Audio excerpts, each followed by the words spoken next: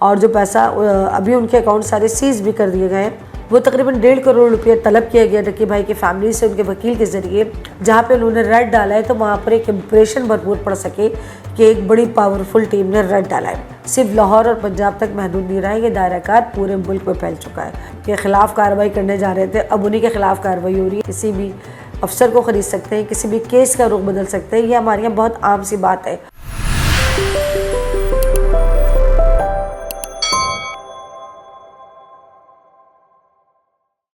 अस्सलाम वालेकुम नाज़रीन, मैं हूं दुर्दाना शहाब और आप देख रहे हैं व्लॉग विद दुर्दाना शहाब। हमेशा से हर इदारे बनाए जाते हैं उस मुल्क में जराइम और क्राइम को रोकने के लिए, और पाकिस्तान में भी वक्त की तब्दीली के साथ साथ, वक्त गुजरने के साथ साथ इस किस्म के इदारों का क़याम अमल में आता रहा है। एक इदारा बना है national cyber crime investigation agency, और उस एजेंसी का काम था ये था कि जो साइबर क्राइम्स होते हैं वो इसको इन्वेस्टिगेट करे और उसमें कल्प्रिट लोगों को गिरफ़्तार करे। अभी गुज़िश्ता कुछ अरसे कबल जो है एक केस बड़ा मशहूर हुआ था, डक्की भाई का केस। और डक्की भाई जो मशहूर यूट्यूबर थे, और कहा यह जाता है कि पाकिस्तान के नंबर 1 यूट्यूबर डक्की भाई जो थे उनको गिरफ़्तार किया जाता है। उनके ऊपर इल्ज़ाम ये लगाया जाता है कि वो गैम्बलिंग की जो ऐप्स हैं उनको प्रमोट कर रहे थे, और इस सिलसिले में वो पैसा कमा रहे थे। और जो पैसा अभी उनके अकाउंट सारे सीज भी कर दिए गए हैं, जिसमें मशहूर इस केस में जो मशहूर हुए सबसे ज़्यादा वो ऑफिसर चौधरी सरफराज साहब थे और उनकी टीम थी। तो उस केस के ज़रिए पता चाहिए चला कि फिर उस केस में जो काम करने वाली टीम थी उन्होंने डक्की भाई की फैमिली से रब्ता किया और इसे डिमांड की कि अगर आप कुछ रिलीफ चाहते हैं इनके केस में तो हमें कुछ पैसे दीजिए। वो तकरीबन 1.5 करोड़ रुपये तलब किया गया डक्की भाई की फैमिली से उनके वकील के ज़रिए, और वो उनको दे भी दिया गया, लेकिन केस जू का तू रहा और उनके ऊपर कुछ असर नहीं हुआ। उनके केस पर उनको कुछ सहूलत नहीं मिली। तो फिर उसके बाद जो है उन्होंने कंप्लेन की इस बात की कि इन्होंने हमसे 1.5 करोड़ रुपया भी लिया है और हमें केस में कोई रिलीफ नहीं मिल रहा। जब ये बात निकली तो फिर उसके बाद बहुत सी इन्वेस्टिगेशन शुरू हुई। तो उसके बाद ये पता चला कि national cyber crime investigation agency के जो लोग हैं वो इस किस्म के क्रिमिनल ऑफेंस में मुब्तला हैं।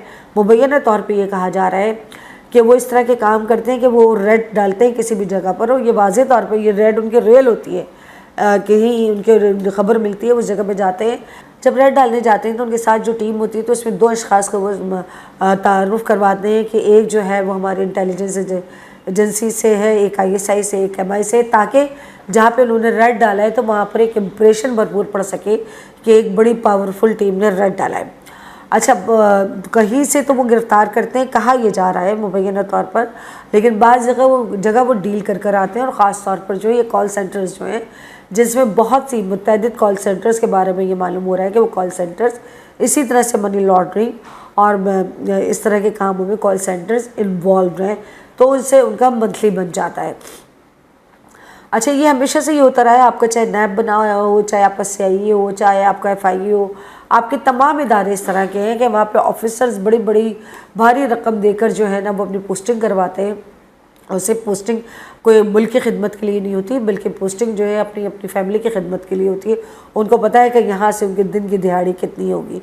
जिस तरह से 5 उंगलियां बराबर नहीं होती, इसी तरह से तमाम ऑफिसर्स भी करप्ट नहीं होते। इसमें बहुत सारे ईमानदार ऑफिसर्स हैं जो अपनी जान की बाजी लगाकर भी वो उन केसेस को पकड़ते हैं, इन्वेस्टिगेट करते हैं, और धमकियों के बावजूद और तमाम चीज़ों के बावजूद वो उस केस के उसके मुंतक़ी अंजाम तक पहुँचाते हैं। लेकिन मोस्ट ऑफ द टाइम यही होता है कि हमारे जो ऑफिसर्स होते हैं वो डील कर लेते हैं, और वो डील के नतीजे में फिर जो है वो जुर्म जो है वो अपनी जगह पे रहता है और मुजरिम भी अपनी जगह पे रहता है। काम इसी तरह से होता रहता है। 5 एहलकार हैं, उनको गिरफ़्तार किया गया है, जिसमें एक उस्मान नाम है उनका, उनको किया गया है। और ये सिर्फ दायरा कार सिर्फ लाहौर और पंजाब तक महदूद नहीं रहा है, ये दायरा कार पूरे मुल्क में फैल चुका है।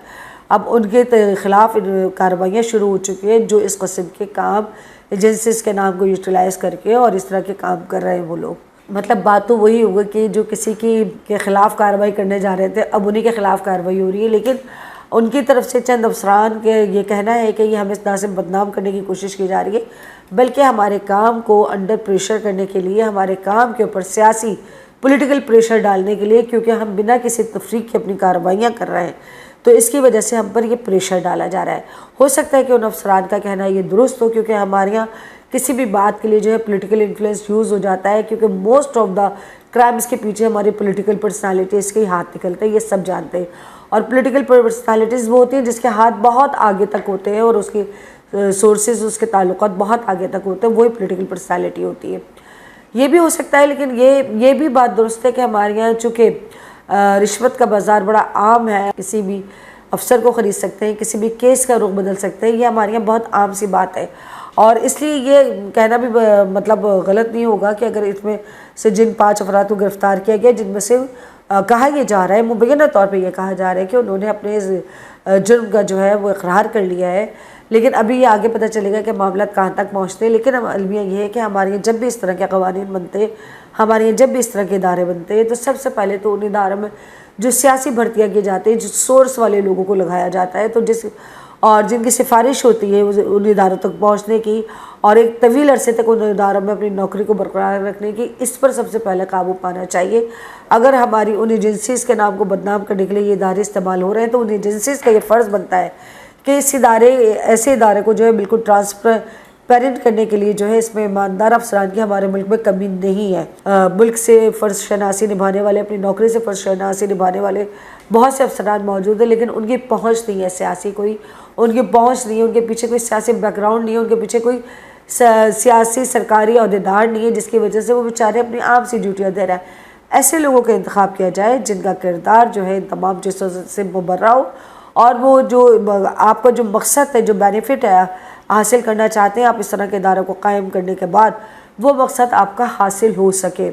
वो उसी सूरत में हो सकता है कि जब उस इदारे का सरबराह जो है वो नीट एंड क्लीन आदमी हो और उसमें काम करने वाले लोग नीट एंड क्लीन हो। और ये बड़ा मुश्किल नज़र आता है हमें इस तरह का इंतखाब करने में, क्योंकि हमारी मजबूरी होती है, अगर हम सियासतदान हैं तो हमारी मजबूरी है कि हमें अपनी सीट बचानी है, हमें अपने हल्के के लोगों को खुश करना है, अपने इर्द गिर्द के लोगों को खुश करना है। तो हम ये नहीं देखते कि है ना किस बंदे की सिफारिश हमारे पास आई है, हम बस ये देखते हैं कि हमसे सिफारिश करवाने वाला कौन है, और वो सिफारिश हो जाती है। इसी तरह से भर्तियाँ, यहाँ पर पोस्टिंग्स, ट्रांसफ़र और ये सारा कुछ होता है। आप ये देखिए कि ये सरकारी अफसरान जिस तरह से किसी भी पॉलिटिकल पार्टी की तब्दीली में या किसी के आने या न जाने पर खुश होते हैं। अगर कोई पीपल्स पार्टी का अफसर है और मुस्लिम लीग की हुकूमत जब आती है तो वो अफसरदा होकर किसी साइड की नौकरी पर बैठा हुआ होता है। मैं एग्जाम्पल के तौर पर पीपल्स पार्टी और मुस्लिम लीग बोल रही हूँ। और इसी तरह से जब वो मुस्लिम लीग के अफसरान होते हैं, उस वक्त उनकी वाह होती है, वो बड़ी पोस्टों पर होते हैं और उनकी जो है जहाँ मर्ज़ी होती है वो अपनी पोस्टिंग करवाते हैं, मज़े लेते हैं अपनी पोस्ट के। यही फिर ऐसा होता है कि जब पीपल्स पार्टी की हुकूमत होती है तो उसको पसंद करने वाले, उनके जो सॉफ्ट कॉर्नर करने वाले अफसरान हैं, उनकी फिर पोस्टिंग्स अच्छी जगहों पर होती है। तो ये लोग इंतज़ार करते हैं अपनी अपनी बारी का कि हमारी पॉलिटिकल पार्टी की हुकूमत आए तो फिर अपनी जो है कहना चाहिए कि पोस्टिंग के मज़े ले सके किसी कमाऊ जगह पर जाकर। हर सरकारी अफसर का तो नहीं कह सकती मैं, इसमें ईमानदार ऑफिसर्स भी मौजूद हैं, लेकिन मोस्ट ऑफ द ऑफिसर्स जो हैं वो इसी चीज़ की तलाश में होते हैं कि उनको जो है कोई ऐसी सीट मिले जो उनको जो सरकार से तनख्वाह मिल रही है, बेनिफिट्स मिल रहा है, उसके अलावा उसको उस जगह पर बेनिफिट मिल रहे हो और वो उससे ज़्यादा जो है फ़ायदे उठा रहा हो उस सीट के। यही वजह कि इस तरह के इदारे बनते हैं, इस तरह के इदारे में सियासी भर्तियाँ होती हैं और सियासी भर्तियाँ करते वक्त ये नहीं देखा जाता कि उस बंदे का किरदार क्या है, उसके अंदर कितनी ईमानदारी है और वो बंदा कितनी दयानतदारी से अपने काम को कर सकता है, लेकिन उसको जो है भर्ती कर लिया जाता है। अभी ये डक्की भाई का जो केस था ये बड़ा ज़बान ज़द आम हुआ था और उसके बाद बहुत से यूट्यूबर्स जो शायद डायरेक्टली और इनडायरेक्टली इस किस्म के केसेस में इन्वॉल्व थे, उन्होंने अपनी सरगर्मियों को बहुत हद तक कम कर लिया था और एक खौफ का माहौल पैदा हो गया था। लेकिन जब ये बातें खुलकर सामने आती हैं कि ऐसे लोगों के साथ भी डील कर ली जाती है जो मुल्क को नुकसान पहुंचा रहे हो, मुल्क के ख़जाने को नुकसान पहुंचा रहे हो, उसके बाद जिन अफसरों पे भरोसा है वही डील करने लगते हैं, तो फिर आप किस पर भरोसा करेंगे। इसलिए बेहतर यही है कि इदारों के क़याम के साथ साथ इदारों में भर्ती करने वाले अफसरान का इंतखाब भी बहुत सोच समझ के करना चाहिए। इसके साथ ही इजाज़त दीजिए। अल्लाह हाफ़िज़।